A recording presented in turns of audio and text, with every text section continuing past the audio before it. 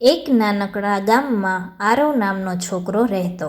બાળપણથી જ તેને પોતાના દેશ માટે ઘણો પ્રેમ હતો.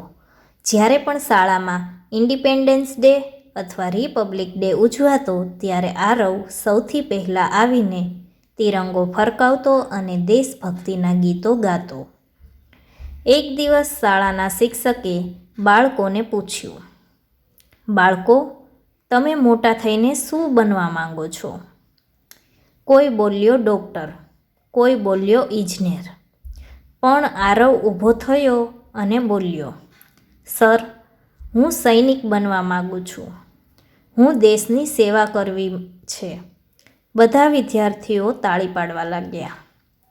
વર્ષો પછી આરવ મોટો થયો અને ભારતીય સેનામાં જોડાયો, ઇન્ડિયન આર્મી.